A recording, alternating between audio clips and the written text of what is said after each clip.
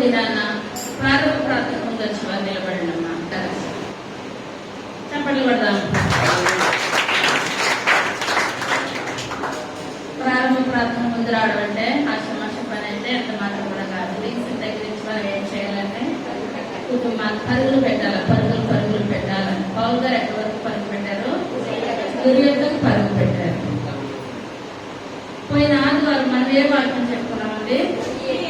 ఒత్తియేలు అనగా దేవుని యొక్క సింహము లేక బలమైన గర్జన.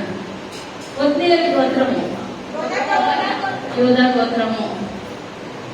తండ్రి కెనజ్ అనగా బలము పొందినవాడు. కిరియత్ పేరనగా గ్రంథ నగరము. దేవీరు అనగా సజీవ దేవోక్తి. కుషాయం అనగా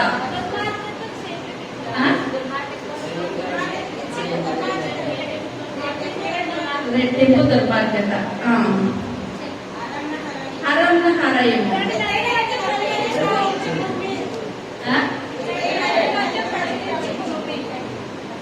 దేవుని నామానికి వందనాలు. పడుకోలేసిన ఏం చేయాలంటే చెప్పాలి దేవుని వాక్యం. దేవుని వాక్యం ఎలా పరిగెట్టాలి? మన జీవితాల్లో సజీవ దేవోక్తిగా పరిగెట్టాలి. పడుకున్నా లేచినా కూర్చున్నా ఎప్పుడు అడిగినా సరే మనం చెప్పే స్థితిలో దేవుడు మనల్ని ఉంచాలి. అలా ఉంచాలంటే మనం ఏం చేయాలండి? బైబిల్ తల దగ్గర ఎప్పుడు పడుకుంటూ వచ్చేస్తుందా? తల దగ్గర పడుకుంటే మాకు ఆదివారం ప్రకటన వరకు వెళ్ళిపోతాయి అక్కడ.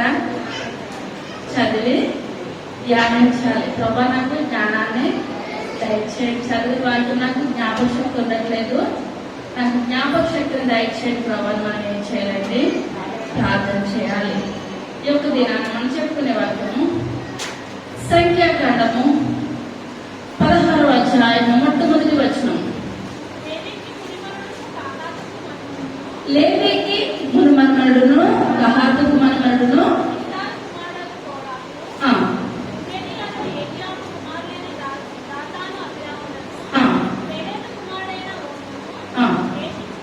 యోచించుకొని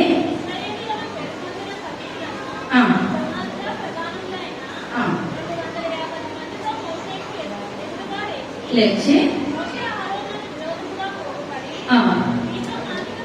పని లేదు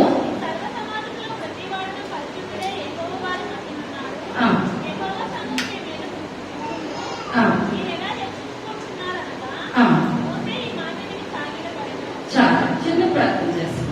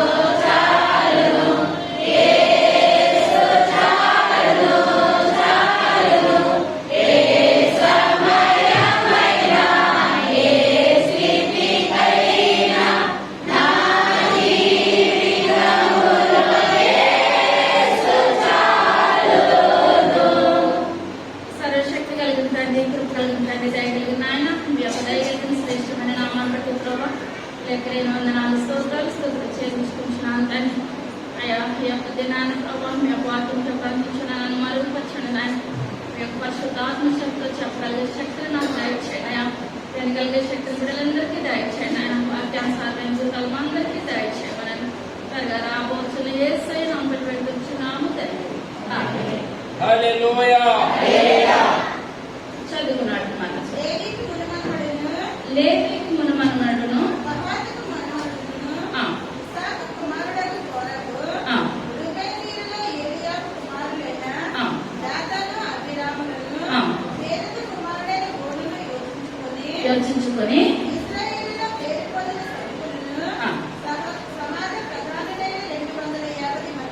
ఆ, మోషేకు ఎదురుగా లేచి, ఆ, మోషే అహరోనుకు విరోధముగా పోటుపడి, ఆ. నీతో మాకిక పని లేదు. పని లేదు. ఈ సర్వ సమాజంలోని ప్రతివాడును పరిశుద్ధుడే. ఆ. యెహోవా వారి మధ్యన అన్నాడు. యెహోవా సంఘం మీద మిమ్మల్ని మీరే హెచ్చించుకొనుచున్నారనగా. చాలా.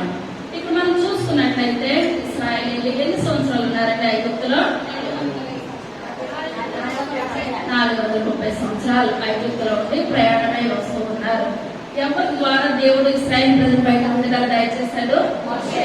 మోషే గారి ద్వారా. ఇప్పుడు మోషే ఆ యొక్క ఐగుప్తులో రాజు కుమార్తెను అందించుకోవడానికి ఇష్టపడక ఏమి ఇష్టపడ్డాడండి? దేవుని కొరకు పరిచర్య కొరకు ఇశ్రాయేల్ ప్రజలు నడిపించడానికి మోషే గారు ఇష్టపడ్డారు. ఇప్పుడు 40 సంవత్సరాలు ఐగుప్తులో ఉన్నారు. ఇంకొక 40 సంవత్సరాలు ఎక్కడున్నారు మోషే గారు? మామ ఏం పేరు అక్కడ ప్రదేశం? ఇద్దరు. మా అమ్మ దగ్గర ఎన్ని సంవత్సరాలు ఉన్నారు? 40 సంవత్సరాలు ఉన్నారు. 40 సంవత్సరాలు కూడా దేవునికి బహు దగ్గరగా జీవించినప్పుడు మోషే అడిగాడా దేవుని ఇశ్రాయేలు ప్రజలు నడిపిస్తానని? దేవుడే మోషే దగ్గరికి వచ్చి మాట్లాడా? దేవుడే మోషే దగ్గరికి వచ్చి ఆయన బంధనం మేపుతూ ఉంటుండగా దేవుడు పొదలో నుంచి మోషే గారితో మాట్లాడేవాళ్ళ నువ్వు ఇశ్రాయేలు ప్రజల్ని నడిపించాలన్నాడు. మోషే అన్నాడు నేను నత్తివాడనయ్యా అని చెప్పినప్పుడు దేవుడు ఏమన్నాడు? నీకు నత్తిని కలిగజేసింది నేనే కదా. ఒకవేళ నువ్వు మాట్లాడడానికి ఏదన్నా అనుకుంటే నీ అన్నయ్య అహరోనుని వెంట పెట్టుకొని ఫరో దగ్గరికి వెళ్ళి నువ్వు మాట్లాడు. ఇదంతా ఇప్పుడు మోషే కావాలి పదవి కావాలని అనుకుంటున్నాడా? అనుకుంటలేదు. దేవుడే నువ్వేం చేయాలి? నువ్వు ఇశ్రాయేల్ ప్రజల్ని నడిపించాలని ఆ యొక్క ఉద్దేశం లేదు. మోషే ఉద్దేశాన్ని ఎవరు కలిగించారండి? దేవుడు కలిగించాడు. కలిగించిన తర్వాత మోషే ఏం చేశాడంటే ఇశ్రాయేల్ ప్రజలు నడిపించుకుంటూ వస్తున్నాడు. అక్కడ కార్యాలు దేవుడి ద్వారా కార్యాలు ఎవరి ద్వారా జరిగించాడంటే దేవుడు మోషే గారి ద్వారానే జరిగించాడు. మోషే గారి ద్వారా కార్యాలు జరిగించినప్పుడు అక్కడ ఉన్న ప్రజలందరూ ఆ కర్రను పాముగా చేస్తాను, మోషే నువ్వు ఒక్కడే చేస్తావు మేము కూడా చేస్తాను అన్నవాళ్ళు ఉన్నారంటారా?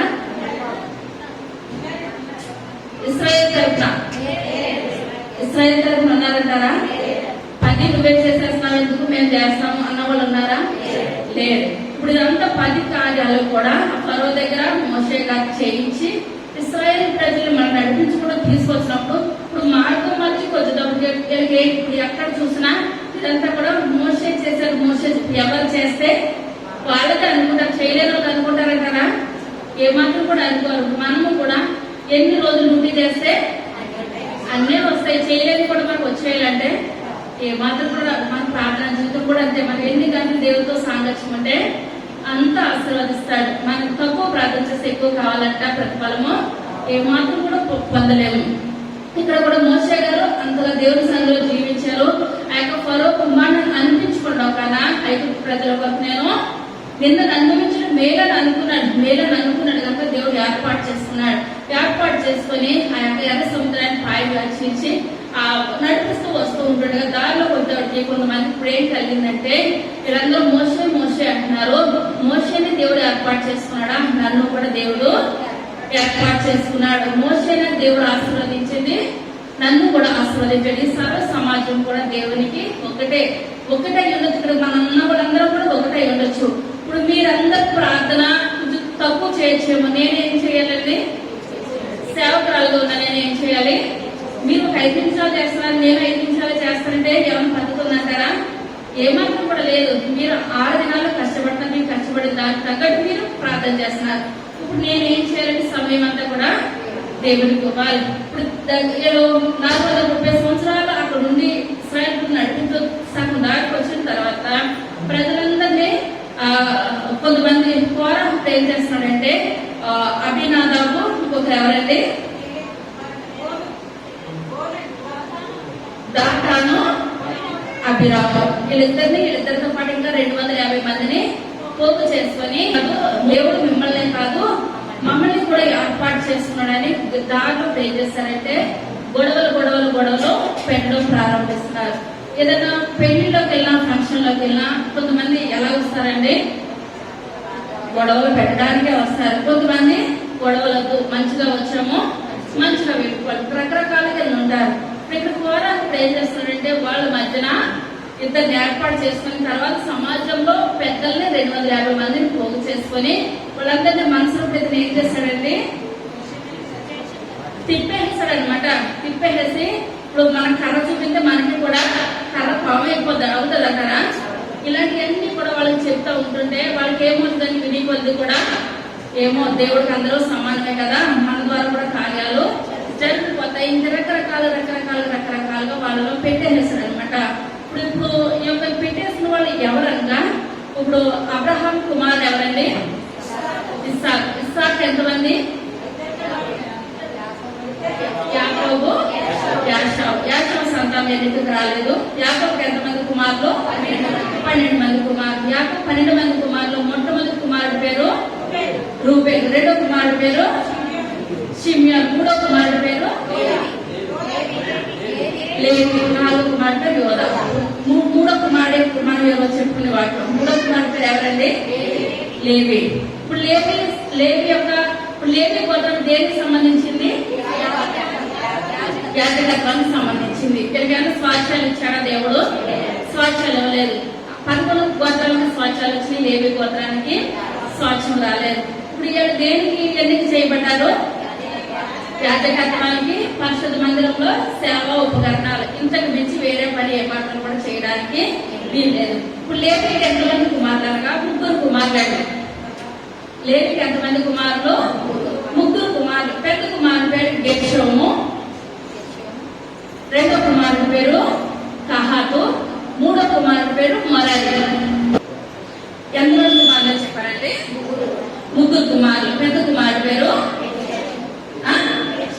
గెర్షోము. గెర్షోము అనగా పరదేశి.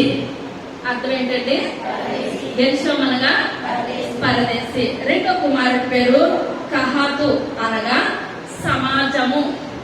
అర్థం ఏంటండి, సమాజము. మూడో కుమారుడి పేరు మొరారి అనగా చేదు. పెద్ద కుమారుడి పేరు ఏంటంటే అర్థం, గెర్షోము అనగా పరదేశి. రెండో కుమారుడి పేరు కహాతు అనగా సమాజము. మూడో కుమారుడి పేరు మొరారి అనగా చేదు. ఈ యొక్క దినాన పెద్ద కుమారుడు వద్దు, చిన్న కుమారుడు వద్దు, మధ్యలో కుమారుడు ఎవరు, కహాతు. కహాతు అనగా అర్థం ఏం చెప్పాను, సమాజం. సమాజం గురించి మనం చెప్పుకుందాం, అర్థమవుతుందండి. ఇప్పుడు లేవి యొక్క కుమారుడు 3 కుమారుల్లో అందులో రెండవ కుమారుడు గురించి చెప్పుకుందాం. పెద్ద కుమారుడు వద్దు, మూడో కుమారుడు వద్దు, రెండో కుమారుడు గురించి మనం చెప్పుకుందాం. కహాతు కుమారులు ఆబ్రాము, ఇస్సారు, హెబ్రోను, ఉజ్జియేలు.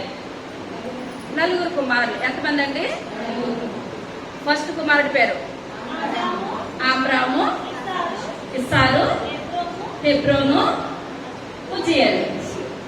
గుర్తుందంటారా. కహాతు కుమారులు ఎంతమంది, ఫస్ట్ ఆబ్రాము, ఇస్సారు, హెబ్రోను, ఉజ్జియేలు. 4.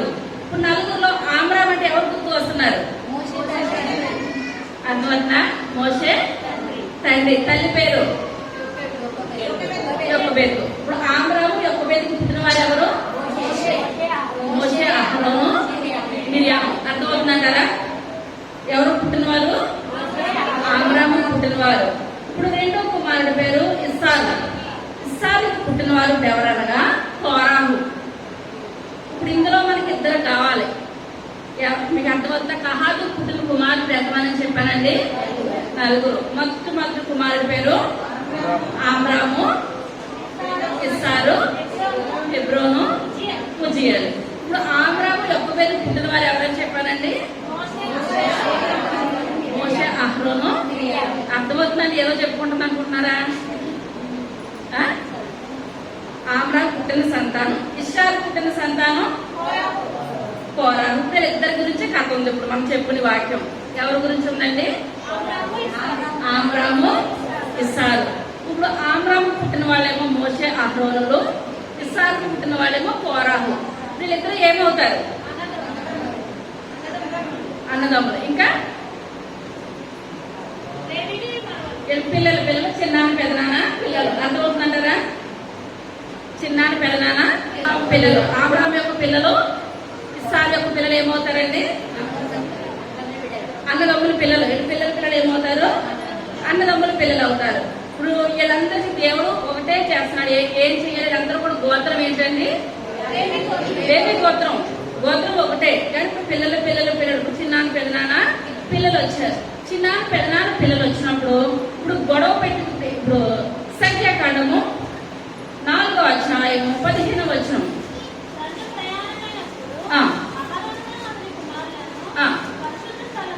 పరిశుద్ధ స్థలమును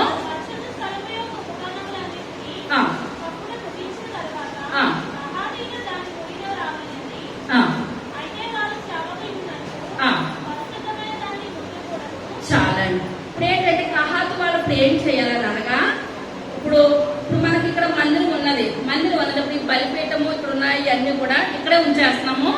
మళ్ళీ మనం ప్రార్థనకు వచ్చినప్పుడు ఉపయోగించుకుంటున్నాం. ఇప్పుడు మనకు మొయ్యడం గట్రా ఏమీ లేదు. ఇశ్రాయేలు ప్రజలు 430 సంవత్సరాలు అరణ్యంలో నడుచుకుంటూ వస్తున్నారు కనుక పగలు మేఘ స్తంభం కిందను రాత్రి అగ్ని స్తంభం కిందను వీళ్ళు నడుచుకుంటూ వచ్చేవారు. నడుచుకుంటూ వచ్చినప్పుడు మేఘం ఎక్కడ ఆగిపోతే అక్కడ ఆగిపోవాలన్నట్టుగా ఇప్పుడు అంతకు ముందు ఇచ్చిన దేవుడు 10 ఆజ్ఞల పలకలు ఏమేమి ఉన్నాయంటే మందసంలో అహరోను చిగురించిన కర్ర, పన్నాగాల పాత్ర, 10 ఆజ్ఞల పలకలు. ఇప్పుడు ఇవన్నీ కూడా ఎవరు మొయ్యాలంటే కహాతు వంశస్థులు మొయ్యాలి. ఇప్పుడు కహాతు వంశస్థులు ఏం చేయాలి?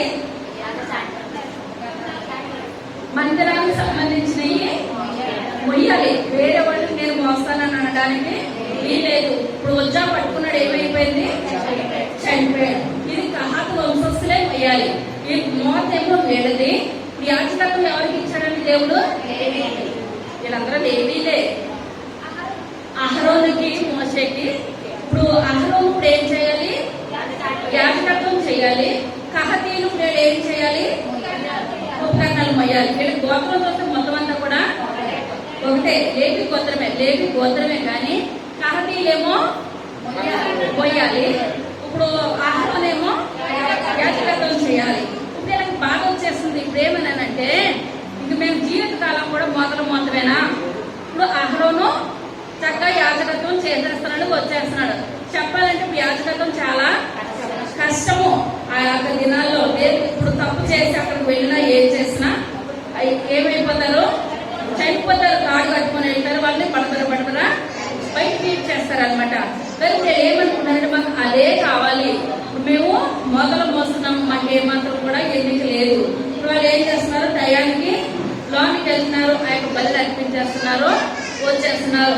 మాకు ఆ పని కావాలి. అహరోను తప్పుకున్నట్లయితే ఆ పని మాకు ఎవరికి వస్తుంది? మాకే వస్తుంది అని గొడవలు పెట్టి అందులో ఇప్పుడు ఎవరు కలుపుతారంటే మళ్ళీ ఇప్పుడు సంఖ్యాకాండము 16వ అధ్యాయము మొట్టమొదటి వచనం. లేవీకి మనమనుడును కహాతుకు మనమనుడును రూబేనీయులు. ఇక్కడ మనం చూస్తున్నట్లయితే లేవీ మనమడు ఎవరు? కహాతు. కహాతుకి మనమనుడు కోరాహు. రూబేనీయులలో చాలా. ఇప్పుడు రూబేనీలు అక్కడ ఎవరేలో? యాకోబు కుమారుడే కానీ ఏ కుమారుడు? పెద్ద కుమారుడు రూబేను. ఇప్పుడు రూబేనుకి ఇందులో స్థానం ఉందా లేదా? లేదు. ఎందుకుంటారు? యాజకత్వంలో ఏమాత్రం కూడా అతనికి ఇప్పుడు అతను మొయ్యడానికి కూడా లేదు, యాజకత్వం లేదు, మొయ్యడానికి లేదు. ఏంటంటే అందరితో పాటు ఉండాలి, అంతవరకే తప్పించి ఈ విషయంలో కలగజేసుకునే అధికారం ఎవరికి లేదండి? రూబేన్కి లేదు. మన ఇంట్లో కూడా గొడవలు పెట్టుకుంటే సాతాను బయట వాళ్ళ ద్వారా వచ్చిందంటే గొడవ ఏమైపోతుంది? అంతకంతకు పెద్దది అయిపోతుంది. ఇప్పుడు ఇక్కడ రూబేన్ పిలవవలసిన అవసరం ఏమాత్రం కూడా లేదు. రూబేన్ ఎంటర్ అవడానికి కూడా లేదు. అనగానే అవ్వచ్చు కానీ ఆ లేవీకి మాత్రమే హక్కు ఉంటుంది తప్పించి మిగిలిన వారికి ఏమాత్రం కూడా అక్కడ హక్కు కానీ కలగ చేసుకుంటా కానీ ఏమాత్రం కూడా లేదు. కొంతమంది గొడవ కంటే 3వ కాలం మీద వచ్చేస్తారు. కొంతమంది గొడవ అంటే భయపడేమో నాకెందుకు ఎప్పటికైనా వాళ్ళు ఒకటి అవుతారు. మధ్యలో నాకెందుకు పక్కన జరిగే వాళ్ళు ఉంటారు. కానీ రూబేన్ వచ్చేసాడు అనమాట. రూబేన్ వచ్చేసి రూబేన్కి ఎవరు వస్తున్నారండి? దాతాను, అభిరాములు, ఇంకా యోచించుకొని ఇశ్రాయేలు లేఖితముల సంఖ్యను ఆ, సమాజ ప్రధానులైన 250 మందితో ఆ, మోషేకు ఎదురుగా లేచి లేచి మోషే అమరులకు విరోధంగా కోపపడి ఆ, నీతో మాకు పని లేదు. ఆ, ఈ సర్వ సమాజంలోని ప్రతి వాడును పరిశుద్ధుడే. ఆ, యెహోవా వారి మధ్యనున్నాడు. ఆ, యెహోవా సంఘం మీద మిమ్మల్ని మీరే హెచ్చించబడుతున్నారనగా ఆ. మోషే ఆ మాట విని సాగిలపడెను. చాలు. ఇక్కడ మనం చూసుకున్నట్లయితే ఇప్పుడు ఈ యొక్క రూబేనీలు వచ్చేసేసారు. అభినాదాబు, దాతాను, ఓను, ఇంకా 250 మంది పేరు పొందిన వారు 250 మంది. ఇప్పుడు వీళ్ళందరూ ఇప్పుడు ఎవరు గొడవ దింపేశారండి? కోరాహు దింపాడు అనమాట. ఇప్పుడు సాతాన్ ఎవరిలోకి వచ్చింది? కోరాహులోకి వచ్చింది. కోరాహులోకి వచ్చి ఇక్కడ జనాలందరినీ కూడా పోగు చేసేసి మోషే మీద మీరు ఒక్కరే పరిశుద్ధులు అనుకుంటున్నారా? మీరు ఒక్కరే పరిశుద్ధులు అనుకుని మీరు యాజకత్వం చేస్తున్నారా? ఇక్కడ సమాజంలో ఉన్న వాళ్ళందరూ కూడా పరిశుద్ధులు. వీళ్ళందరి దగ్గరికి వెళ్ళి దేవుడు మాట్లాడా? మీరు ఇశ్రాయేలు ప్రజలు నడిపించండి, చేయండి అని. కానీ ఇప్పుడు వీళ్ళు అంటున్నారు మీరు ఒక్కరే కాదు, మేము కూడా ఇక్కడి నుంచి మేము ఏం చేస్తాము? యాజకత్వం మేము చేస్తాం. మరి స్వాచ్యాలు పంచలేదు కదా, మరి ఊరుకున్నట్టు వాళ్ళకి స్వాచ్యాలు అయితే వాళ్ళు ఊరుకుంటారా? రూబేనీకి ఇందులో ఏమన్నా ఉన్నదంటారా? ఇందులోను ఏమాత్రం కూడా లేదు. ఎందువల్ల అంటే పేరు పొందిన నోటు మాట ఉన్న వాళ్ళని గొడవకి గట్టిగా వచ్చే వాళ్ళందరినీ కూడా ఏం చేస్తాడండి? కోరాహు తీసుకొని వచ్చి అక్కడ పెట్టి మోషే గారి ద్వారా డైరెక్ట్ గా కూడా మోషే గారి వరకు మాట్లాడేస్తున్నారు. మీరు కాదు, మేము కూడా ముఖ్యులమే, ప్రధానమే, మేము కూడా మేము ఏం చేస్తాము? యాజకత్వం చేస్తామన్నారు. తర్వాత మోషే ఆ మాట విని సాగిలపడెను. ఆ, అటు తరువాత అతడు కోరహుతోను ఆ, వారి సమాజముతోను ఇట్లనెను. ఆ. తనవాడు ఎవడో పరిశుద్ధుడు ఎవడో పరిశుద్ధులు ఎవడో రేపు యెహోవా తెలియజేసి ఆ. వారిని తన సన్నిధికి రానిచ్చును. రానిచ్చును, ఆయన తాను ఏర్పరచుకున్న వారిని ఆ. తన ఎదుట చేర్చుకును. ఇలాగు చేయుడి. ఆ. కోరహును అతని సమస్త సమూహమునైన ఆ. మీరును ఆ.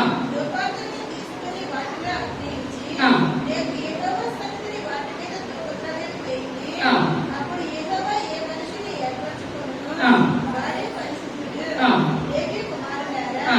మీతో నాటిక పని లేదు. ఆ. మరియు మోషే కోరహుతో ఇట్లనెను. ఆ. లేవి కుమారులారా వినుడి. ఆ. తన మందిర సేవ చేయుటకు ఆ. యెహోవా మిమ్మల్ని తన యొద్దకు చేర్చుకొనుటకు ఆ. మీరు సమాజం ఎదుట నిలిచి ఆ. వారు చేయవలసిన సేవ చేయునట్లు ఆ. ఇశ్రాయేలు దేవుడు ఇశ్రాయేలు సమాజంలో నుండి ఆ. మిమ్మల్ని వేరుపరచుటకు ఆ. మీకు అల్పంగా కనబడిన వీళ్ళకి ఎలా ఉందంటే అల్పంగా తక్కువగా కనపడుతుంది అనమాట. ఏం తక్కువగా ఉంది? ఈ మొయ్యడం తక్కువగా ఉంది. దేవుని యొక్క ఉపకరణాలు మొయ్యడం తక్కువ అంటారా? ఏది కూడా కాదు. మన దేవుని పని మనం తగ్గట్టు పని ఏది చేసినా కూడా మనం ఏం చేయాలండి? ఇష్టంగా చేయాలి. ఇప్పుడు పాటలు వచ్చిన వాళ్ళు ఏం చేస్తారు? పాటలు పాడతారు. వాళ్ళకి వచ్చింది కదా పాటలు రాని వాళ్ళు నేను పాడతాను, టైం వేస్ట్ అయితే కుదురుద్ది అంటారా? కుదరదు. దేవుడు ఒక్కొక్కరికి ఒక్కొక్క తలాంతులు దేవుడు అనుగ్రహిస్తాడు. పాడేవాళ్ళు పాటల తలాంతులు, చెప్పేవాళ్ళకి వాటి. ఇప్పుడు ఏది రాదా చీపిచ్చుకొని ఏం చేయాలి? మందిరం శుభ్రపరచాలి, కూర్చొని సదరాలు, ఏది చేసినా సరే దేవుని సన్నిధిలో మన స్థితిని తగ్గట్టు మన శ్రమల తగ్గట్టు చెయ్యాలి. అంతవరకే. కనుక ఏంటంటే దేవుడు ఏర్పాటు చేసిన మోతము ఈ మన గరిపిల్లలకి ఎలా ఉన్నది?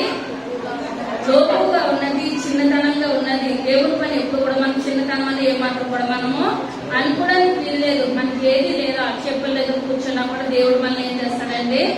దీవిస్తాడు, ఆశీర్వదిస్తాడు. ఏదో ఒక పని నాకు తగ్గ పని నేను చేసే కృపను నాకు దయచేయండి అని అనుకోవాలి. నేను ఏమాత్రం కూడా అనుకోవట్లేదు. కానీ దేవుడికి చాలా బాధ అనిపించేసింది, దేవుడికి చాలా కోపం వచ్చేసింది. ఇప్పుడు సొదొమ గొమొర్రా పట్టణము నాశనం అయిపోయింది. అది ఆదికాండము 19వ అధ్యాయం 23వ వచనం.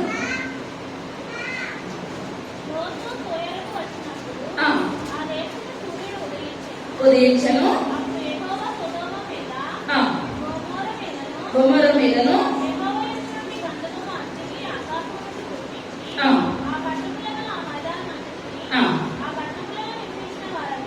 వారందరినీ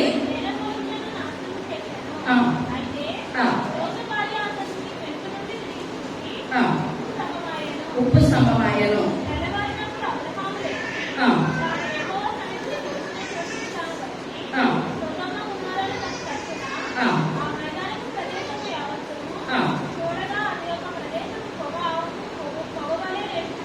చాలా ఇక్కడ మనం చూస్తున్నట్లయితే సొదొమ గుమొర్ర పట్టణంలో కూడా పాపం బహుగా విస్తరించినప్పుడు దేవుడు ఏం చేస్తాడంటే ఆకాశం నుంచి అగ్నిని కురిపించేస్తాడు. ఏంటి చేయాలంటే అది చేసింది లోతు భార్య వెనక చూసింది ఏమైపోయింది, ఉప్పు సమం అయిపోయింది.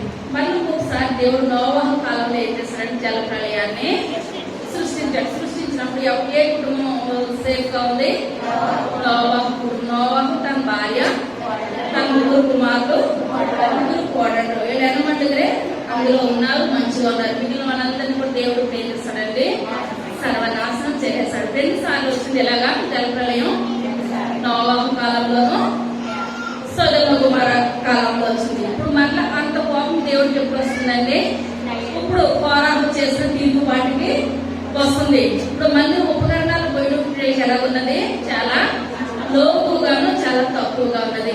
గొడవ పడి కూడా ఇప్పుడు భయపడుతున్నారా, అన్నదమ్ముల పిల్లలు ఇప్పుడు ఏం చేస్తున్నారండి, గొడవలు పడిపోతున్నారు. మళ్ళీ సంఖ్యాకాండానికి వచ్చేసరికి ఆయన నిన్నును నీతో లేవీయులైన నీ గోత్రపు వారినందరినీ చేర్చుకున్నాను కదా.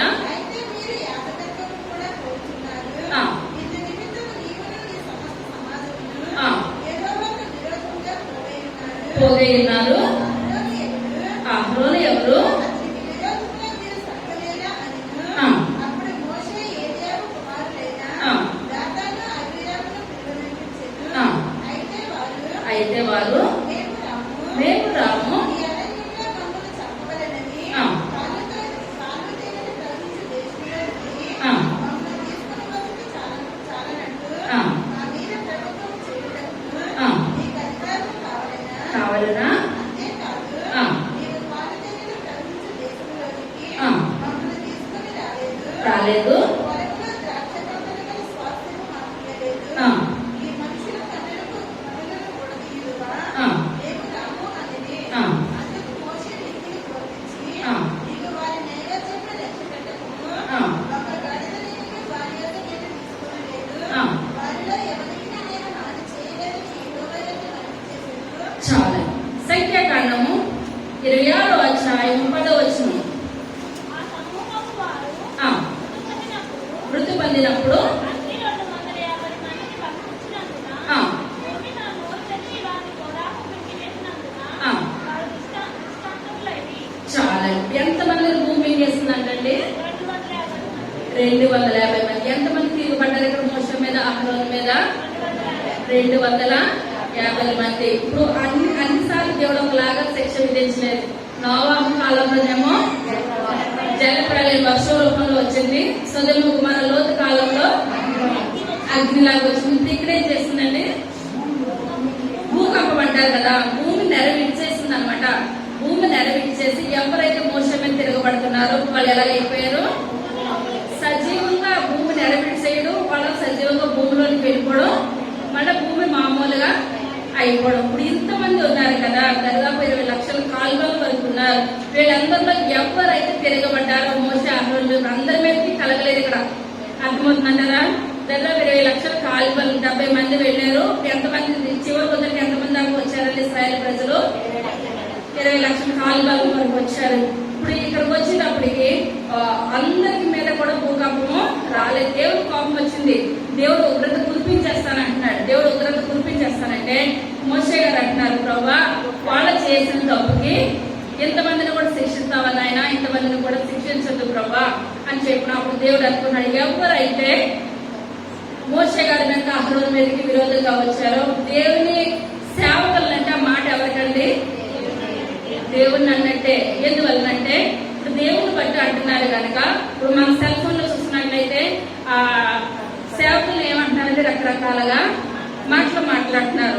మాటలు మాట్లాడుతున్న సేవకులు కాదు, ఎవరు తగులుతున్నాయి ఆ మాటలో, దేవునికే. ఆ ఉగ్రత కురిపించాలని ఎవరు కురిపిస్తారండి, ఎవరైతే అన్నారో వాళ్ళకి దేవుడే ఒకనొక దినాన్న తీర్పు పొందుతారు. ఎందువల్లంటే మన నోటితో ఏ మాత్రం కూడా ఒక సేవకుల్ని అనడానికి కానీ చేయడానికి కానీ వీళ్ళు సేవకులు తప్పుందా, ఎవరు తీరుస్తారు, దేవుడే. సేవకులు 7 వంతులు, మిగిలిన వాళ్ళకి 1 వంతే. ఆ యొక్క తీర్పులు అయిపోతుంది, సింహం అయి తీరుస్తారు కనుక ఎవరు చేసిన దానికి వాళ్ళే తీర్పు అందించారు. కానీ మనం నోటితో ఏ మాట కూడా అనడానికి ఎంత మాత్రం కూడా వీలు లేదు. అది సంఖ్యాకాండము 16వ అధ్యాయం. ఆ. నీవును నీ సర్వ సమూహమును ఆ. అనగా నీవును వారును ఆ. అహరోనును అహరోనును రేపు యెహోవా సన్నిధిని నిలువవలెను. ఆ. మీలో ప్రతివాడును ఆ. తన తన దుర్భాగ్యను తీసుకొని ఆ. వాటి మీద దుర్భద్రవ్యము వేసి ఆ. ఒక్కొక్కడు తన దుర్భాగ్యను పట్టుకొని ఆ. 250 దుర్భాగ్యులను ఆ. యెహోవా సన్నిధికి తేవలెను. తేవలెను. నీవును అహరోనును ఆ. ఒక్కొక్కడు తన దుర్భాగ్యను తేవలెనని చెప్పెను. ఆ. కాబట్టి వారిలో ప్రతివాడును ఆ. తన దుర్భాగ్యను తీసుకొని ఆ. వాటిలో అగ్ని ఉంచి అగ్ని వచ్చి వాటి మీద దుర్భద్రవ్యం వేసినప్పుడు ఆ. వారిలో మోషే అహరోనును ఆ. ప్రత్యక్షపు గుడారం యొక్క ద్వారం వద్ద నిలిచి ఆ. కోరహు ప్రత్యక్షపు గుడారం యొక్క ద్వారం వద్దకు ఆ. సర్వ సమాజంలో వారికి విరోధంగా పోవచేయగా ఆ. యెహోవా బ్రహ్మ సర్వ సమాజంలోకి కనబడెను. ఆ. అప్పుడు యెహోవా ఆ. నీవు ఈ సమాజంలో నుండి అవతలికి వెళ్ళి ఆ. చెరకులో నేను వారిని కాల్చివేయుదునని ఆ. మోషే అహరోనుతో చెప్పగా ఆ. వారు సాగిలపడి సాగిలపడి సమస్త శరీరాత్మలకు దేవుడవైన దేవా, ఆ. ఈ ఒక్కడు పాపం చేసినందున ఆ. ఈ సమస్త సమాజం మీద నీవు కోపపడుదువా అని ఆ. వేడుకొనిరి. వేడుకొనిరి. అప్పుడు యెహోవా మోషేకు ఇలాగ సెలవిచ్చెను. ఆ. కోరహు, దాతాను, ఆ. అబీరాముల యొక్క నివాసముల చుట్టుపట్ల నుండి ఆ. తొలగిపోవడని జన సమూహముతో చెప్పుము. ఆ. అప్పుడు మోషే లేచి ఆ. దాతాను, అబీరాముల యొద్దకు వెళ్ళగా ఆ. ఇశ్రాయేలు ప్రజలు అతని వెంట వెళ్ళిరి. ఆ. అతని ఈ దుష్టుల గుడారముల యొద్ద నుండి తొలగిపోకుడి. ఆ. మీరు వారి పాపములన్నిటిలో వారివారే నశింపగా ఆ. ఉండునట్లు ఆ. వారికి కలిగిన దేనియు ముట్టకుడి అని ఆ సమాజముతో అనెను. ఆ. కాబట్టి వారు కోరహు, దాతాను, అబీరాముల నివాసముల యొద్ద నుండి ఆ. ఇటు అటు లేచిపోగా ఆ. దాతాను, అబీరాములను ఆ. వారి భార్యలను వారి కుమారులను ఆ. వారి పసిపిల్లలను తమ గుడారముల ద్వారమున నిలిచిరి. ఆ. మోషే ఈ సమస్త కార్యములను చేయుటకు ఆ. యెహోవా నన్ను పంపిననియు ఆ. నా అంతట నేనే వాటిని చేయలేదనియు ఆ. దీని వల్ల మీరు తెలుసుకొందురు. తెలుసుకుందరు. మనుషులందరికీ వచ్చు మరణం వంటి మరణము ఆ. మీరు పొందిన ఎడలను ఉమ్. సమస్త మనుషులకు కలుగునదే మీకు కలిగిన ఎడలను ఆ. యెహోవా నన్ను పంపలేదు. ఆ. అయితే యెహోవా గొప్ప నిద్ర పుట్టించుట వలన ఆ. వారు ప్రాణములతో పాతాళంలో పోయినట్లు ఆ. భూమి తన నోరు తెరిచి వారిని ఆ. వారికి కలిగిన సమస్తమును మింగివేసిన ఎడల ఆ. వారు యెహోవాను అలక్ష్యము చేసినని ఆ. నీకు తెలియననియు. ఆ. అతడు ఆ మాటలన్నీ చెప్పి చాలించగానే ఆ. వారి గురించి నేలవించెను. ఆ. భూమి తన నోరు తెరిచి నోరు తెచ్చి వారిని వారి కుటుంబములను ఆ. కోరహు సంబంధులందరినీ వారి సమస్త సంపాద్యంలో మింగివేసెను. చాలండి. వీళ్ళందరూ ఏమైపోయారంటే భూమిలో చనిపోయారు. భూమి ఇప్పుడు ఏం చేసేసిందంట, తన నోరు తెచ్చేసింది. నోరు ముందు దేవుడైతే మొత్తం అంతా నాశనం చేస్తున్నాడు. దేవుడు అంట, మోషే గారు అంటారు, ప్రార్థన చేస్తారు, ప్రభా వీళ్ళొక్కరు చేసిన పాపానికి ఇంతమందిని చంటి పిల్లలతో ఉన్నారయ్యా, మీరు దయ కలంచండి అని ప్రార్థన చేసినప్పుడు మోషే గారి యొక్క ప్రార్థన బట్టి దేవుడు ఏం చేస్తాడండి, వాళ్ళ మీదకి పంపించాడు. వాళ్ళ మీదకి పంపించినప్పుడు ఇప్పుడు సహజంగా ఏదైనా ఇంట్లో గొడవ అయింది అనుకోండి, ఇప్పుడు ఇంట్లో కుటుంబంలో గొడవ అయింది, బయట వాళ్ళకి వెళ్ళి గొడవ అయింది, తండ్రి గొడవ పెడుతున్నాడు. ఆ తండ్రి యొక్క కుమారులు ఉంటారు కదా, తండ్రికి సపోర్ట్ చేస్తారా, బయట వాళ్ళకి సపోర్ట్ చేస్తారా? తండ్రికి తప్పే, ఎవరికి సపోర్ట్ చేస్తారు? తండ్రికే చేస్తారు. బయట వాళ్ళకి చేస్తారా? ఇక్కడ బయట వాళ్ళు ఇప్పుడు కోరహ కుమారులు ఇప్పుడు ఎవరికైనా తండ్రికి సపోర్ట్ చేయలేదండి. సపోర్ట్ చేసినట్లయితే వాళ్ళ జీవ గ్రంథంలో లెక్కించబడే మనుషులైతే కానే కాదు. ఇప్పుడు కోరహ కుమారులు ఉన్నారు, చాలా మంచివారు. కోరహ యొక్క దుర్మార్గత తన కుమారులకు రాలేదు. ఇప్పుడు ఇక్కడ 250 మంది ఉన్నారు. 250 మంది కూడా ఇప్పుడు వీళ్ళు ఏంటంటే వాళ్ళ భార్యలు పిల్లలు అదే అంటున్నారు. వాళ్ళ కుటుంబాలతో సహా ఇప్పుడు ఏమైపోయారు, భూమిలోకి వెళ్ళిపోయారు. ఇక్కడ భూమిలోకి వెళ్ళిపోతూ ఉంటే కోరహ కుమారులంట ప్రార్థన చేస్తున్నారంట, యేసయ్యా నా తండ్రి దుర్మార్గత క్షమించండి అయ్యా, నా తండ్రి దుర్మార్గం చేశాడు, నా తండ్రి దుర్మార్గం చేశాడు. మనం లోకంలో చూస్తున్నట్లయితే తండ్రి చాలా మంచివాడు ఉంటాడు, కుమారులు ఎలా ఉంటారండి? మూర్ఖులు ఉంటారు, దుర్మార్గులు ఉంటారు. అనుకుంటాడు తండ్రి నాకు ఇంత మంచివాడిని, నాకు ఎలాంటి వారు పుట్టారు? దుర్మార్గులు పుట్టారు. మన తండ్రి మంచివాడే, మనము మాట వెళ్ళలేని వారు పుట్టేస్తాం అనమాట. తల్లిదండ్రులు అంటారు ఆ తండ్రి నోరుకుంటే మాట రాదు, పిల్లలు పడపడమని మాట్లాడేస్తారు, ఇలాంటి పిల్లలు పుట్టేస్తారు అని అంటారు. కానీ ఇక్కడ తండ్రి నోటి నిండా మాటలు అక్కడ 250 మందిని పోగేసేస్తాడు. ఆ రూబేన్ వంశీయులు తెచ్చేస్తున్నాడు, అందరినీ తెచ్చేస్తున్నాడు, పెద్ద గొడవ చేసేస్తున్నాడు. కానీ గొడవలో 250 మంది పాలు పొందారు, కానీ ఎవరు పాలు పొందలేదండి. కోరాహు యొక్క కుమారులు ఏమాత్రం కూడా పాలు పొందలేదు. అంటున్నారు, అయ్యా నా తండ్రి తప్పు చేస్తాడు, అయ్యా నా తండ్రి పాపం చేస్తాడు, నా తండ్రి యొక్క పాపము మా మీద రానవద్దు చెప్పుకుంటారేమో. కానీ ఎంత మాత్రం కూడా కోరాహు వినే స్థితి ఏమాత్రం రాలేదు. అంటున్నారు కుమారులు, నాన్న మనకి మంచిదే వచ్చింది కదా, మనకి యాజకత్వం మొయ్యడం మంచిదే కదా, మనము లేవీలే కదా, వాళ్ళు బయట అయితే ఏమాత్రం కూడా కాదు. మోషే అహరోనులు ఎవరండి? అన్నదమ్ములు, చిన్నాన్న పెద్దనాన్న పిల్లలమే కదా. మనందరం దేవుడు పరిచర్య చేస్తున్నాము. పరిచర్య చేస్తున్నాం కనుక మనం సమంగా మనం దేవుని యొక్క పరిచర్య చేద్దామని కోరాహు కుమారులు ఎంత చెప్పినా సరే తండ్రి ఏమాత్రం కూడా మాట వినట్లేదు. మాట వినకపోయినప్పుడు కూడా తప్పు అనుకున్నప్పుడు కూడా పిల్లలు ఇప్పుడు మీరు అన్నట్టు ఎవరి తరపున వెళ్తారండి? ఇంట్లో తిట్టినా సరే బయట ఎలా వెళ్తారో తండ్రిని ఒక మాట అనకుండా తండ్రి తరపున వెళ్తారు. కానీ కుమారులంట తండ్రి పాపంలో ఏ మాత్రం కూడా వాళ్ళు పాల్పొందుకోలేదు. ఇప్పుడు తిన యాజకత్వం చేస్తారన్నా కోరాహు కుమారులు యాజకత్వం చేస్తారా? చేయరు. వాళ్ళకి ఏది అప్పగిస్తే అదే చేస్తారు తప్పించి లేని దానికి ఆశపడే ఒక మనుషులైతే కోరాహు కుమారులు అయితే ఎంత మాత్రం కూడా కానే కాదు. భూమి నెరవేర్చేసినప్పుడు ఇప్పుడు ఆ మరణం అంటే ఆ కోరాహు యొక్క కుమారులకు రాలేదు. అర్థమవుతుందంటారా? తండ్రి చనిపోయాడు, 250 మంది చనిపోయారు. అక్కడ వాళ్ళందరూ కూడా దేవునికి విరోధంగా, మోషేకి అహరోనుకి విరోధంగా ఎవరైతే మాట్లాడారో వాళ్ళందరి మీద కూడా శాపం వచ్చేసింది. భూమి నెరవేర్చేసింది, లోనికి వెళ్ళిపోయారు. ఇందులో ఎవరు వెళ్ళలేదండి? కోరాహు కుమారుడు ఏమాత్రం కూడా అందులోకి వెళ్ళలేదు. వాళ్ళు నా తండ్రి చేసింది తప్పయ్యా, నా తండ్రి చేసింది తప్పు అని ఆయన తప్పును ఒప్పుకున్నారు తప్పింది. ఆ తప్పుని ఇంకా పెంచలేదు. తర్వాత సంబంధులందరూ భూమి వారిని బ్రింకి వేసను.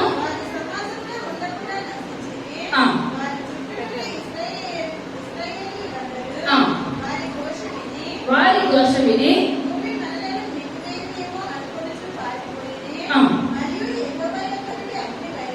అగ్ని బయలుదేరి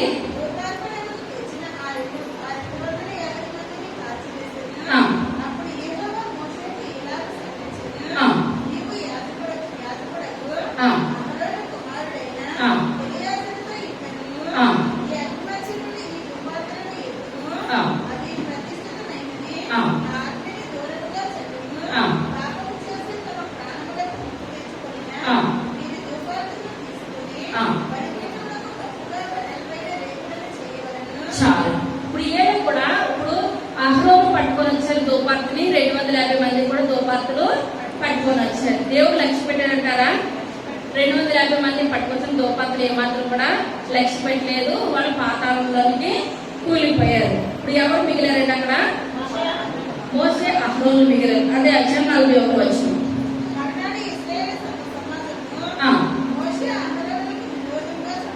సణుగుచు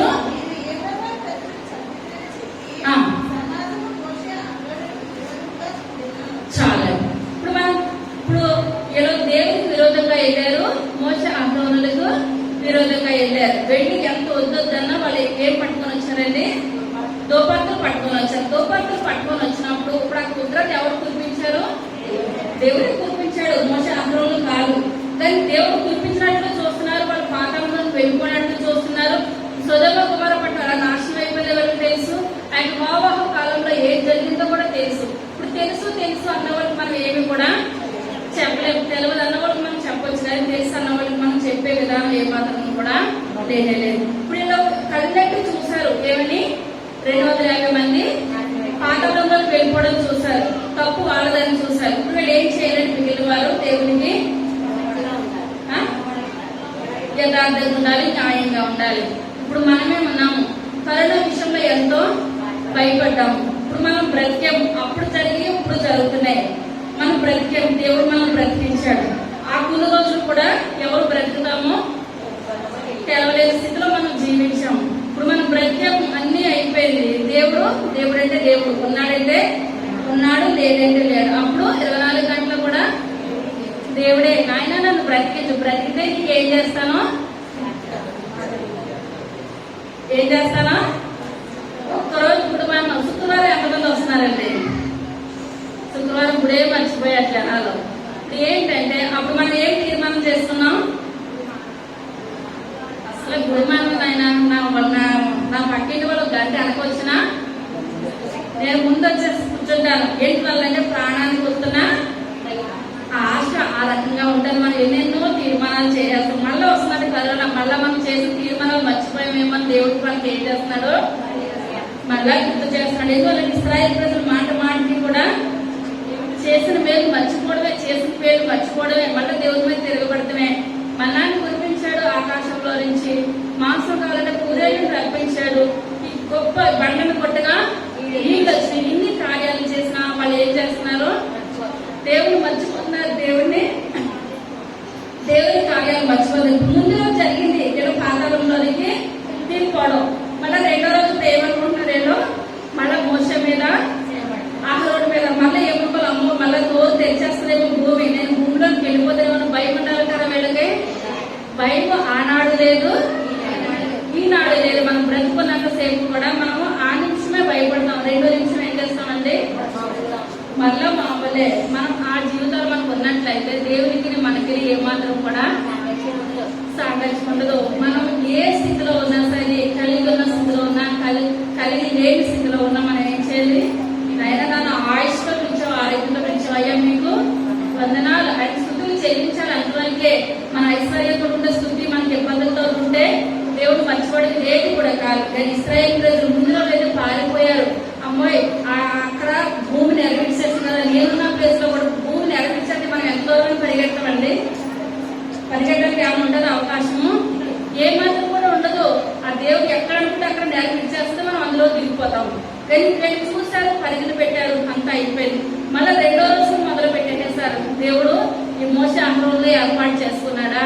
వేడ పెద్ద గొప్ప, మేము గొప్ప కాదా? ఒక్కొక్కసారి సాధారణ మనలో ఏం చేస్తారంటే చేయలేని వేరుని పెట్టేస్తాడు. చేయలేని వేరుని పెట్టేసినప్పుడు అదే మనలో గుర్తుంటా. నా పక్కిలో ఎవరైతే 4 వారాల నుంచి వెళ్ళట్లేదు, నేను ఒక్క వారమే మానేను. ఆవిడ కదా నేను ఏంటి గ్రేటే.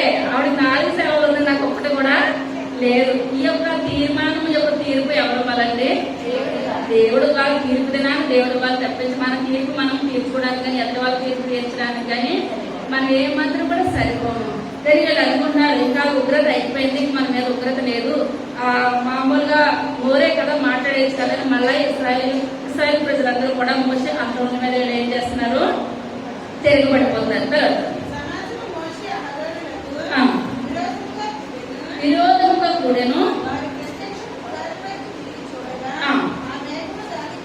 దాని కమ్మెను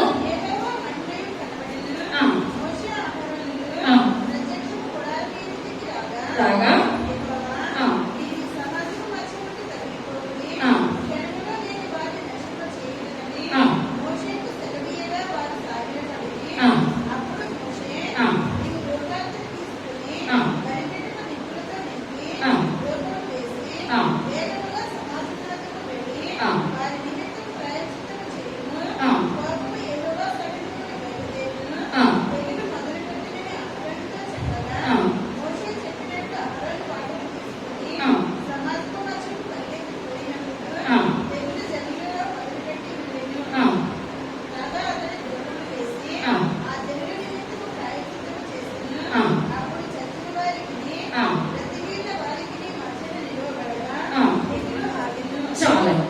ఇప్పుడు వీళ్ళందరూ కూడా మోసే మీద అహరోను మీద దేవుడి మీద తిరగబడుతూ ఉంటుంటే మళ్ళీ దేవుడు ఏమంటాడంటే ఇశ్రాయేలు ప్రజల్ని నశింపజేసేస్తారని మాట్లాడుతూ ఉంటుంటే దేవుడి దగ్గర ప్రార్థన చేస్తున్నాడు. మోసే గారు వేడుకుంటే ఆకాశంలోంచి ఇప్పుడు తెగులు వచ్చేస్తుంది. తెగులు వచ్చిందంటే ఇప్పుడు అందరూ కూడా చనిపోతారు, నాశనం అయిపోతారని మోసే గారు ఇప్పుడు అహరోను చెప్తున్నారు, నేను ఈ ధూపార్తిని పట్టుకొని వెళ్తున్నాను, నువ్వు ఇప్పుడు పరిగెట్టుకుని వెళ్ళి నువ్వేం చేయాలి?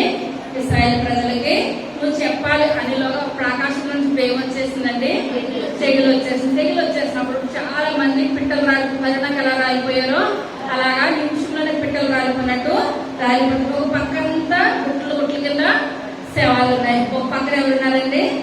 సజీవంగా ఉండే మనుషులు ఉన్నారు. ఇప్పుడు అహరోను ఇప్పుడు ఏం చేస్తున్నాడంటే 48 అతడు చచ్చిన వారికి బ్రతికిన వారికి మధ్యలో నిలువబడగా నిలువబడగా తెగులు ఆగెను.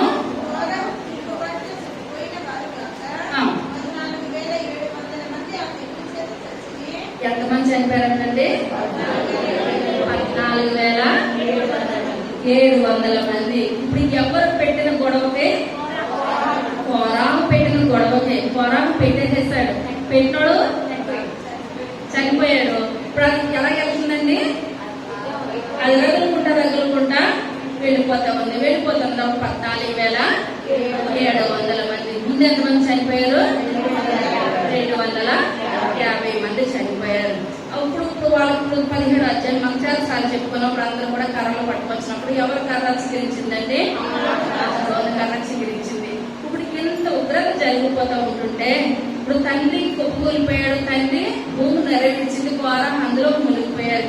మునిగిపోయినప్పుడు కుమారులకు బాధ ఉంటుందంటారా? కోరా కుమారులకి బాధ ఉంటుంది. కానీ వాళ్ళు అంటున్నారు, నా తండ్రి చేసిన తప్పుకి నా తండ్రి చనిపోయాడయ్యా. మీరు ఎటువంటి వారు? మీరు గొప్ప దేవుడే. ఎందువల్లంటే మాకు ఇచ్చిన పని మేము చెయ్యాలి. ఇవ్వలేని పని కొరకు మేము ఏమాత్రం కూడా ప్రయాసపడకూడదు. పోరాటం మేము చేయకూడదు. నా తండ్రి చేసిన దానికి నా తండ్రి తప్పే అనుకున్నారు. తర్వాత తరతరాలు రాను కుమారుడు చేసిన ప్రార్థనకి 7 తరాల తర్వాత ఎవరు వచ్చారని అందులో నుంచి సమూయేలు వచ్చాడు. దేవుని మనకు వదనాలు. ఎన్ని తరాల తర్వాత? 7 తరాల తర్వాత. అప్పుడు మనం అనుకుంటాము, నేను ఇన్ని గంటలు ప్రార్థన చేస్తున్నాను, నా బిడ్డల్లో ఏమాత్రం కూడా మార్పు లేదు, నా భర్తలో ఏమాత్రం కూడా మార్పు లేదని మనం అనుకోవచ్చు. కానీ మనం కార్చిన కన్నీరు కొట్టు ఎన్ని తరాల తర్వాత అక్కడ ప్రయోజనం పడిందంటే 7 తరాల తర్వాత. మొట్టమొదటి ప్రవక్త ఎవరో? సమూయేలు. దేవుని ద్వారా వంశంలో నుంచి ఇప్పుడు లేవి గోత్రంలో నుంచి ఎవరు వచ్చారు? యాజకత్వం సమూయేలు అక్కడ చిన్న వయసులో నుంచి కూడా ఎలా పెరిగాడంటే దేవుని సన్నిధిలో ఏలి ముందు ఏలి ఆ యొక్క దినాల్లో యాజకత్వం చేస్తున్నాడు. ఏలి దగ్గరికి ఎవరు వచ్చారు పరిచయం చేయడానికి? సమూయేలు. కీర్తనల గ్రంథము 99వ అధ్యాయము 6వ వచనం.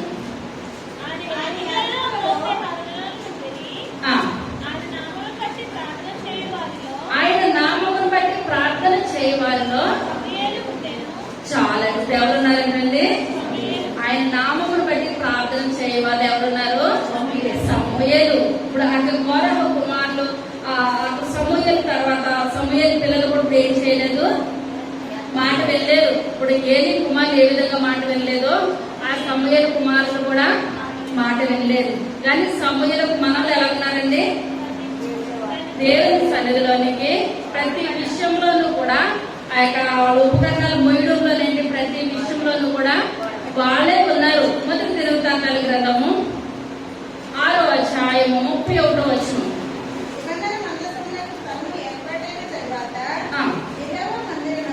యెహోవా మందిరమందు వీరే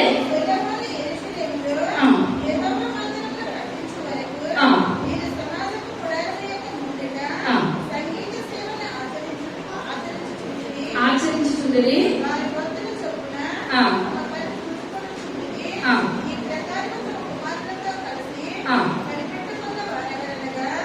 చాలా ఇదంతా కూడా మీరు ఇంట్లో చదువుకోండి. ఇప్పుడు వాళ్ళు ఏం చేస్తున్నారు? దేవుని మందిరంలో దావీదు కాలంలో కూడా గుడారాలే ఉన్నాయి. ఎవరు కట్టారు మందిరాన్ని? సొలొమోను మహారాజు కట్టాడు. ఇప్పుడు అక్కడ గుడారాలు సంగీతాలు వాయించేవారు, వాయిద్యాలు వాయించేవారు. ఇప్పుడు వాయిద్యాల పని ఏంటి? సంగీతాల పని ఏంటి? ఎవరు చేస్తున్నారండి? సమూయేలు యొక్క మనవలు. సమూయేలు మనవలు అంటే ప్రార్థన ఎక్కడి నుంచి వచ్చిందండి? కోరహ కుమారుల కాడి నుంచి వచ్చేసింది అనమాట. అది మొదటి దినవృత్తాంతాల గ్రంథము 9వ అధ్యాయం 19వ వచనం.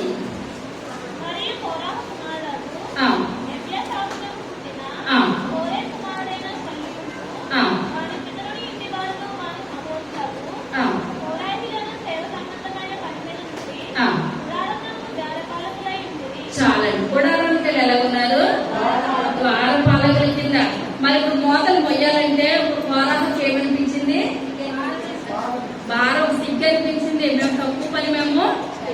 యాజకత్వమే చేస్తాం. ఇప్పుడు మనవలు తగ్గించుకుంటున్నారు కనుక, ద్వార పాలకుల దగ్గర ఉంటున్నారు కనుక, సొలొమోను మహారాజు వచ్చిన తర్వాత వీళ్ళ స్థానం ఎక్కడికి వచ్చేసిందండి? మందిరంలో వాయిద్యాలు వాయించడం ఏంటి, పాటలు పాడటం ఏంటి, పిల్ల తరతరాలు కూడా వీళ్ళు ఎలాగున్నారు? దేవుని సన్నిధిలోనూ యథార్థంగా ఉన్నారు, న్యాయంగా ఉన్నారు. అదే మనం చెప్పు, చిన్న పనైనా మనం ఏం చేయాలంటే దేవుని పని చేయాలి. ఆ చిన్న పని మనకు ఒక్కొక్క దినాన మనకి ఏమవుతుంది? దేవుడు బహుగా ఆశీర్వదిస్తాడు. సమూయేలు నేను యాజకత్వం చేసేస్తానని అక్కడికి వచ్చాడా? ఎలా పంపించింది హన్నా? నా కుమారుడు పుడితే దేవుని కొరకు నేను అర్పించేస్తాను. ఇప్పుడు ఏ పని చెప్పినా సరే, ఏది సమూయేలు ఏమంటారు? మధ్యలో అర్థలు లేపినా సరే, చిత్తం ప్రభా, మన పిల్లలు మధ్యరాత్రి లేపు మంచిగా ఇవ్వండి అంటే పడుకుతారు, బాటలకు పెట్టుకుంటాం. నీకు తెలవదా? మధ్యరాత్రిలో 2 అక్షతలు వేయించుకొని మనం తెచ్చుకొని ఏం చేయాలండి? తాగాలి. లేవడం తప్పదు, అక్షతలు తప్పదు. నేను సమూయేలు ఏం చేస్తాడు? చిన్నప్పటి నుంచి కూడా మధ్యరాత్రిలో దేవుడు మాట్లాడుతుంటే ఏలి అనుకొని చిత్తం ప్రభా అన్నప్పుడు, ఆ 3వసారి ఇప్పుడు ఏలికి వచ్చిన దేవుడు అనుకుంటా. ఎందువల్లంటే నాకు తెలుసు ఇంత పరిచర్య చేస్తున్నాడు, నమ్మకంగా చేస్తున్నాడు, ఈయన యథార్థంగా క్వాలిటీ కానించి కూడా చాలా యథార్థంగా చేస్తున్నాడు కనుక దేవుడే వచ్చి సమూయేలుతో మాట్లాడుతున్నాడు. చిత్తం ప్రభా, ఈ దాసుడు ఆలకిస్తాడని చెప్పినప్పుడు ఆ ఏలి మాటలు ఆలకించడానికి అంత నిద్రతో కూడా ఆలకించాడు. మళ్ళీ దేవుడు పిలిచినప్పుడు ఇతను ఏమన్నాడు? చిత్తం ప్రభా, నీ దాసుడు ఆలకిస్తున్నాడు అని చెప్పినప్పుడు మధ్యరాత్రిలో ఏసై చెప్పిన మాటలని విన్నాడంటారా? అది జాగ్రత్తగా మనసులో పెట్టుకున్నాడా? పెట్టుకున్నాడు. మన పిల్లలు మధ్యరాత్రి ఏదైనా మాట్లాడితే ఉదయం అంటాం, మంచినీళ్ళు ఇవ్వమన్నా ఇవ్వలేదంటే ఏమో నువ్వు అనలేదు అంటే నేను ఇచ్చేదాన్ని, అన్ని తెలుసు వాళ్ళకి. అని ఏమంటారు? ఏమో నాకు వినపడలేదు, ఏమో నిద్రలో నాకు తెలియదు అంటే తెలియదంటే ఒక పని అయిపోతుంది. ఎందువల్లంటే మనం ఎంత అనుకువగా మనం ప్రతిదీ వింటామో దేవుడు వాళ్ళని ఏం చేస్తాడండి? ఏమో అంటే ఏమో అన్నట్టే ఉంటది. మాట వింటే మాట విన్నట్టు ఉంటుంది. దేవుడు మాట వినేవాళ్ళని ఆశీర్వదించడా, వినని వాళ్ళని ఆశీర్వదించడా? మాట వినేవాళ్ళని ఆశీర్వదించాడు. మనం మాట వినటంలో మనం ఏం చేయాలండి? ముందుకు ఉండాలి. ప్రతి విషయంలోనూ కూడా చిన్నవాళ్ళు చెప్పి పెద్దవాళ్ళు చెప్పి మనం ఏం చేయాలి? మాట వినే స్థితిలో మనం ఉండాలి. సమూయేలు విన్నాడు కనుక తన ప్రార్థనను బట్టి కోరహ కుమారుల నుంచి వచ్చేసింది ప్రార్థన. ఇప్పుడు మందిరం ద్వార పాలకులుగా ఉండేవారు ఒక దినానికి ఎలాగ వచ్చేసారండి? పాటలు పాడడం వరకు, సంగీతాలు వాయించడం వరకు ప్రతి విషయంలోనూ వాళ్ళు ముందుకు వచ్చారు. ప్రతి విషయంలో ముందుకు వచ్చారు. మనం చూసుకున్నట్లయితే ఇప్పుడు మిద్యాను అరణ్యంలో మోషే గారు ఎలా నేర్చుకున్నారో దేవుని సన్నిధిలో, ఇప్పుడు మనం పిల్లలు కూడా ఎలా నేర్చుకోవాలని చిన్ననాటి నుంచి కూడా దేవుని సన్నిధిలో తర్జీలు పొందుకోవాలి. దేవుని సన్నిధిలో ప్రతిదీ కూడా నేర్చుకోవాలి. వినటం వలన విశ్వాసం కలుగుతుంది. మన కీర్తన గ్రంథం ఉన్నది కదా, ఎన్ని కీర్తనలు ఉన్నాయండి? 150 కీర్తనలు. 150 కీర్తనలు కూడా దావీదే రాయలేదు. కోరహ కుమారులు కూడా కీర్తనలు రాశారు. కోరహ కుమారులు రాసిన ఎన్ని కీర్తనలు రాశారండి? 40. ఇంకా ఏదో అంకి చెప్పండి. 150 ఉన్నాయి. నోటికి వచ్చింది ఏదో 30 అంటే 30, 60. ఎన్ని ఉన్నాయండి కీర్తనలు? ఎన్ని రాస్తారంటారు? కోరహ కుమారులు రాసిన కీర్తనలు 11 కీర్తనలు రాశారు. ఎన్ని రాశారండి? 11 కీర్తనలు రాశారు. ఆ 11 కీర్తనలు మొట్టమొదటి కీర్తన 42వ కీర్తన, 2వ కీర్తన 44వ కీర్తన, 3వ కీర్తన 45వ కీర్తన రాసుకున్నారా? 42, 44, 45,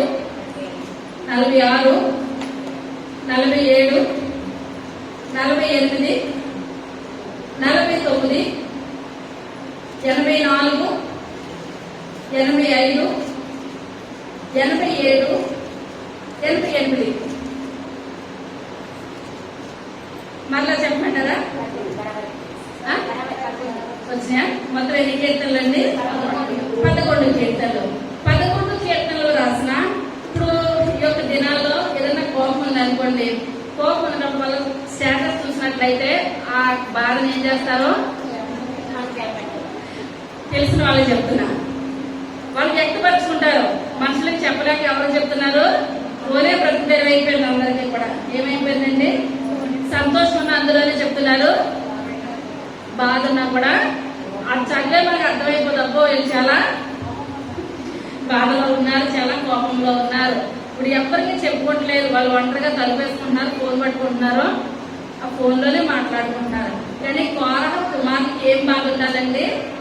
నా తండ్రి చనిపోయాడు అన్నది ఉండాలి కదా, కానీ అది లేదు. నా తండ్రి తప్పు చేశాడు కనుక చనిపోయాడు. మేము అలా చనిపోకూడదండి. మేము ఏం చేయాలి? అలా చనిపోకూడదండి ఏం చేయాలి? మేము మంచిగా ఉండాలి, మేము దేవునికి దగ్గరగా జీవించాలి. ఏ కీర్తన రాసినా సరే 42వ కీర్తన మొట్టమొదటి వచనం, తుప్పి నీటి వాగుల కొరకు ఆశపడుతున్నట్లు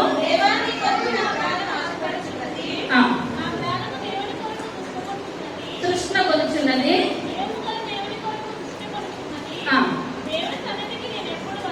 దేవుని సన్నిధికి నేను ఎప్పుడు వచ్చేదను?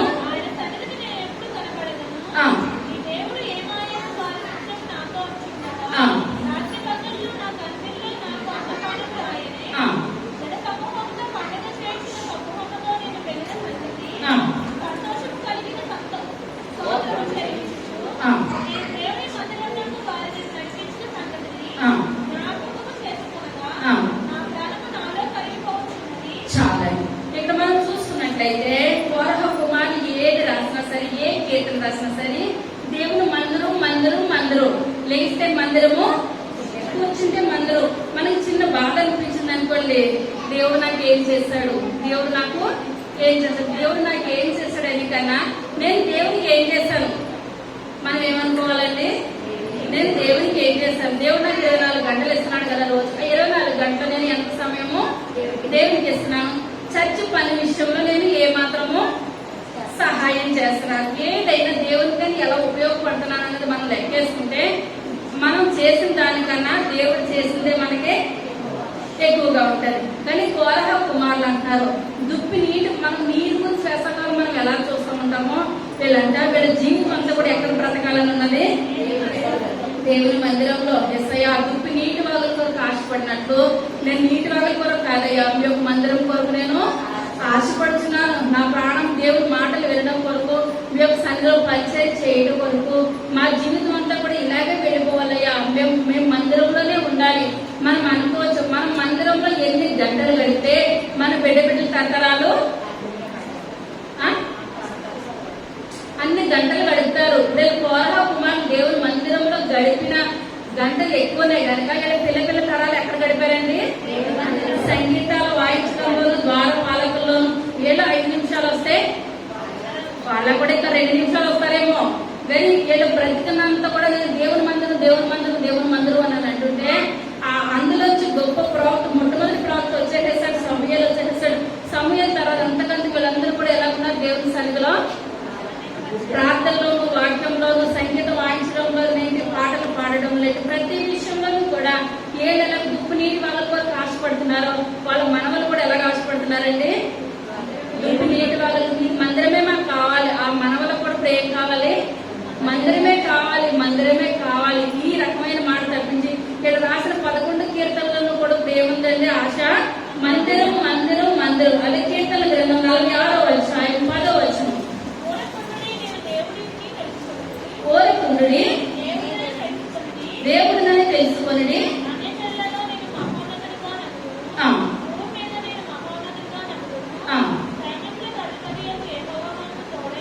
తోడై ఉన్నాడు.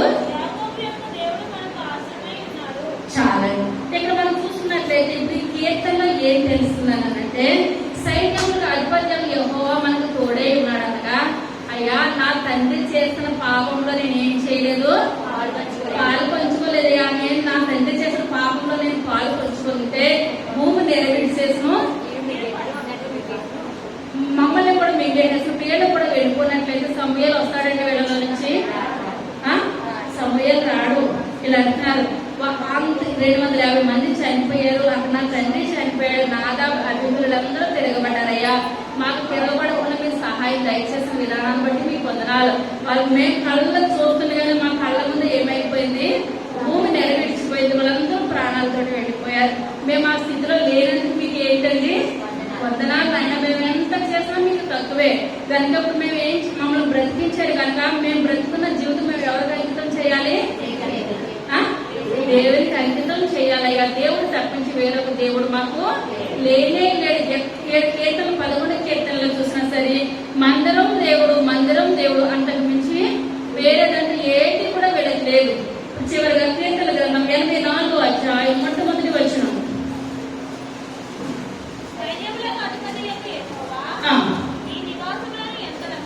నీ నివాసములు ఎంత రమ్యములు,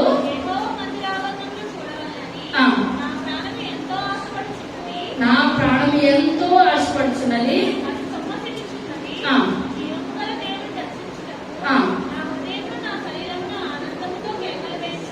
చాలు, ఇలా రోజు చూసినా సరే ఇప్పుడు ఎలా ఉంటుందండి? సైన్యం లేకపోతే నీ మందిరావనం చూడవాలని నా ప్రాణం ఎంతో ఆశపడేవాళ్ళు. రాత్రి వాళ్ళు మందిరంలోనే ఉంటుంటారు, ప్రార్థన చేస్తుంటారు. ఇంటికి వచ్చిన మళ్ళీ ఇప్పుడు ఏం చూస్తారని ఆశ కలుగుతుందండి వీళ్ళకి? మళ్ళా మందిరం, ప్రభా మేము మందిరావనం చూడవాలని నా ప్రాణము ఆశపడుతున్నది. ఇప్పుడు మనం ఇష్టంతో రావాలి దేవుని మందిరం. చాలా సార్లు చెప్తున్నాను, ఇప్పుడు ఇష్టంతో వస్తున్నారు కానీ ప్రార్థనకి ముందు వస్తున్నారు. అదే కష్టంతో వస్తే ఆమె నడినప్పుడు వస్తారు. చాలా మంది ప్రార్థన అయిపోయిన తర్వాత ప్రార్థనలకు వస్తారు. అది ఏమన్నా కరెక్టా? ఎంత మాత్రం కూడా కరెక్ట్ కాదు. ఇప్పుడు ఇక్కడ కోరహ కుమారులు ఎలా గడుపుతారని వాళ్ళ జీవితాలన్నీ కూడా ఇష్టంతో నీ మందిరాలను చూడవాలని నా ప్రాణము ఎంతో ఆశపడుతున్నది. తర్వాత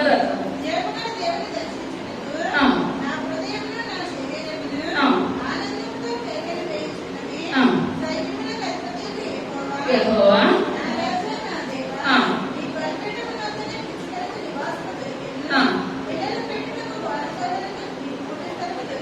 చాలా.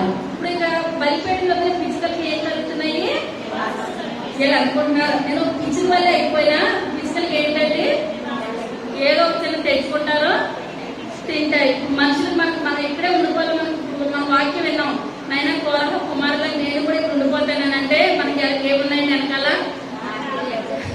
అసలు బాధ్యతలు, టయానికి తినాలి, ఉండాలి, కుటుంబాన్ని చక్కబెట్టుకోవాలి. ఇప్పుడు ఇంత పని ఉన్నది దగ్గరే వీళ్ళ సమయాన్ని దేవుని మందిరానికి వస్తున్నారు. వీళ్ళకి కుటుంబాలు ఉన్నాయి, వీళ్ళకి పనులు చేయాలి, దేవుని మందిరానికి రావాలి. అదే పిచ్చుకుని అయిపోతే నేను ఏం చేయను? మొత్తం సమయం అంతా కూడా మీ మందిరంలో ఉందినయ్యా. అది పిచ్చికి ఎలా ఉంటుంది? పిచ్చికి ఏమి కూడా ఏది లేదు కనుక గూడు పెట్టేసుకొని నివాసం ఉంటాయి. నేను పిచ్చికలాగా ఉంటే మీ మందిరం బలిపీఠం వద్దనే, మళ్ళీ వెనకాల కూడా కాదండి. ఎలాగా? బలిపీఠం వద్దనే నేను ఏం చేసేదినయ్యా? నివాసం చేసేదినయ్యా. కోరహ కుమారులకు అంత ఆశ ఉన్నది. మనకున్నదంటారా? వాకి విన్నా మనకి ఏముండాలండి? ఆశ ఉండాలి. నాయన నేను కూడా ఏం చేస్తాను? యొక్క మందిరంలో నివాసం చేసే కృప నాకు దయచేయమని మనం ప్రార్థన దయచేయండి కాదు, మనం కొంచెం మనకు ఒక అడిగి వేయాలి. ఒక అడిగి వేస్తే దేవుడు మనల్ని ముందుకు రప్పిస్తాడు. శుక్రవారం ప్రార్థన ఏం కాదులే అనుకుంటే ఏం కాదు. ఒక్క వారం మనం వచ్చినట్లయితే మనకు మళ్ళీ ఏమవుతుందండి? అలవాటు అయిపోతుంది. కోరహ కుమారులు ఎలా జీవించారో మన పిల్ల తరాలు ఆశీర్వదించబడాలని అంటే ఎంత పిండికి అంతే రొట్టె. మనం ఆదివారం ఒక్కరోజు వస్తే ఆశీర్వాదాలు ఒక్కరోజు లాగే ఉంటాయి.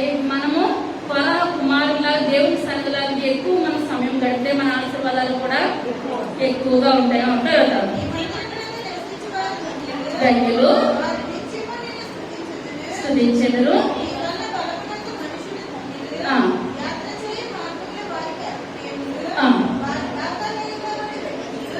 పదవచ్చు సమయం అండి.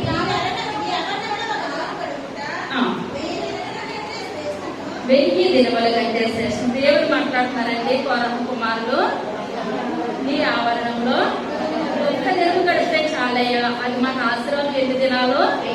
1000 దినాలు. 1000 దినాలు అన్నారని మనకు 5 నిమిషాలు వచ్చేసేసి మళ్ళీ 1000 దినాల తర్వాత వస్తే మనకి ఏమైనా ఉంటుందంటారా?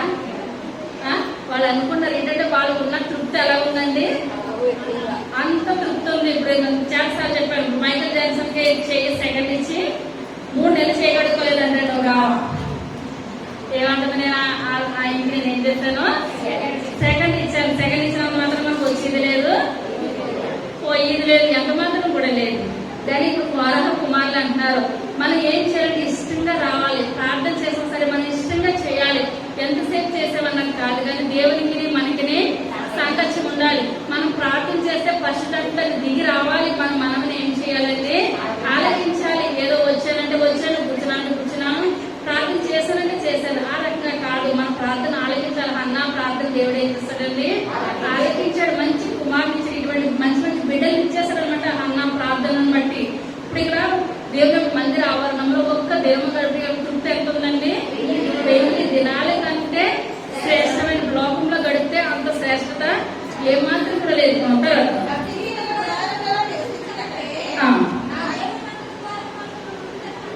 నాకు ఇష్టము. సూర్యుడు కేడుమునై ఉన్నాడు,